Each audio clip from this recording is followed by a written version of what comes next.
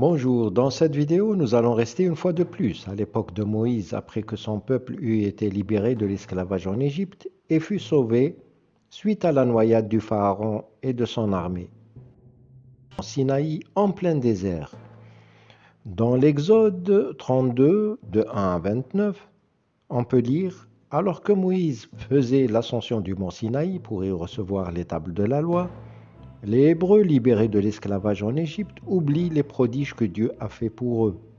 Ils pressent Aaron, le frère de Moïse, de leur construire une idole d'or en fondant les pendants d'oreilles, les bracelets et les colliers en or qu'ils avaient emportés avec eux. Avec l'or fondu, il construisit un veau d'or que les Hébreux adorèrent à l'imitation du taureau Apis qui était adoré en Égypte. Lorsque Moïse descendit du mont Sinaï, il vit les Hébreux adorer une idole. Contrairement au troisième commandement, Moïse fut pris d'une si grande colère qu'il brisa les tables de la loi sur un rocher.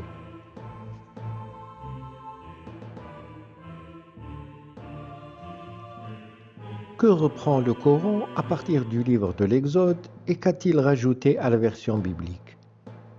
On retrouve le récit du veau d'or dans le Coran dans 3 sourates différentes. La sourate 2, Al-Baqarah, la vache, la sourate 7, Al-A'raf, les murailles, et la sourate 20, sourate Taha.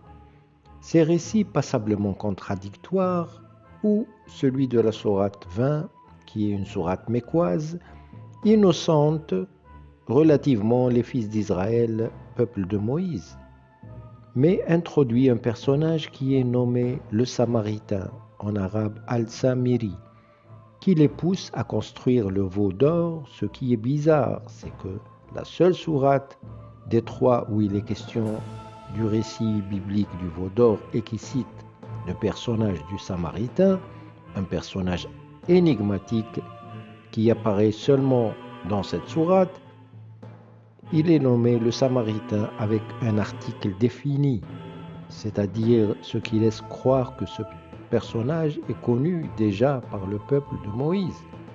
Or, ce personnage est inexistant nulle part ailleurs dans le Coran.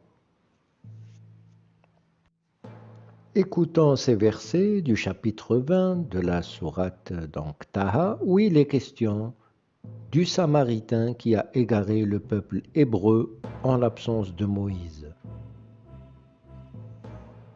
Allah dit : Nous avons mis ton peuple à l'épreuve après ton départ, et le Samiri les a égarés. Moïse retourna donc vers son peuple, courroucé et chagriné. Il dit : Ô mon peuple, votre Seigneur ne vous a-t-il pas déjà fait une belle promesse ? L'alliance a-t-elle donc été trop longue pour vous ? Ou avez-vous désiré que la colère de votre Seigneur s'abatte sur vous pour avoir trahi votre engagement envers moi ? Ils dirent : Ce n'est pas de notre propre gré que nous avons manqué à notre engagement envers toi, mais nous fûmes chargés de fardeaux d'ornement du peuple de Pharaon. Nous les avons donc jetés sur le feu, tout comme le Samiri les a lancés. Alors Moïse dit : Quel a été ton dessein, ô Samiri ? Il dit : J'ai vu ce qu'ils n'ont pas vu. J'ai donc pris une poignée de la trace de l'envoyé, puis je l'ai lancé. Voilà ce que mon âme m'a suggéré. La question qui se pose est: comment trouve-t-on un Samaritain auprès de Moïse 6 siècles avant? Aurait-il voyagé dans le temps avant la création de Samarie? La Samarie est le nom historique et biblique d'une région montagneuse du Proche-Orient ayant constitué l'ancien royaume d'Israël autour de son ancienne capitale, Samarie, proche de Sichem, près de l'actuelle ville de Naplouse en Cisjordanie. C'est un royaume rival de son voisin judéen du sud, celui de Juda. Elle se situe aujourd'hui à cheval sur les territoires de Cisjordanie et d'Israël. Selon la Bible, à la mort du roi Salomon, au IXe siècle avant Jésus-Christ, le royaume de David éclate en 2 entités. Au sud, le royaume de Juda, avec pour capitale Jérusalem, et au nord, le royaume d'Israël, avec pour capitale la ville de Samarie.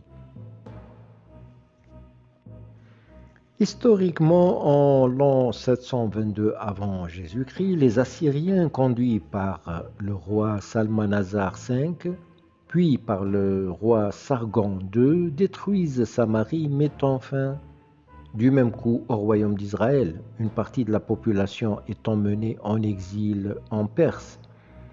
Les deux livres des rois accuseront par la suite la population de Samarie d'être composée de colons venus de Babylone ou de Syrie et convertis à une religion hébraïco-païenne. Les Samaritains, de leur côté, affirmeront toujours être les purs descendants des 10 tribus d'Israël ayant habité le royaume de Samarie et rejetteront toute accusation de paganisme. Les Juifs et les Samaritains ne s'entendaient pas vraiment. Pourquoi l'auteur de ce texte aurait-il cherché un Samaritain pour l'introduire dans le récit biblique et lui faire porter l'égarement du peuple de Moïse par la construction d'un veau d'or? La réponse est: c'est le même cas que pour Haman. Souvenez-vous, le ministre du roi perse Assuérus, Haman, connu grâce au livre d'Esther comme l'ennemi légendaire des Juifs, et comme nous l'avons vu dans les vidéos précédentes, Haman dans le Coran a traversé le temps et il est apparu brusquement, comme par enchantement, en Égypte comme le bras droit du pharaon de Moïse et l'ennemi juré des Juifs. L'auteur de ce chapitre du Coran était au courant de l'animosité entre Juifs et Samaritains à son époque et profitant de la domination arabe du Moyen-Orient pour servir au mieux le règne de son calife, divisé pour mieux régner, il en a profité pour introduire un Samaritain dans le récit du veau d'or, en s'appuyant certainement sur certains passages de la Bible, par exemple Jean 4, 9. La femme samaritaine lui dit: « Comment toi qui es juif me demandes-tu à boire, à moi qui suis une femme samaritaine ?» Les Juifs, en effet, n'ont pas de relation avec les Samaritains. Jésus lui répondit: « Si tu connaissais le don de Dieu et qui est celui qui te dit « Donne-moi à boire », tu lui aurais toi-même demandé à boire et il t'aurait donné de l'eau vive. » On retrouve aussi dans Jean 8, 48, les Juifs lui répondirent: « N'avons-nous pas raison de dire que tu es un Samaritain et que tu as un démon ?» Jésus répliqua: « Je n'ai point de démon, mais j'honore mon Père, et vous m'outragez. » De par son ignorance de l'histoire, il est évident que l'auteur de ce chapitre du Coran croyait que les Samaritains existaient déjà à l'époque de Moïse.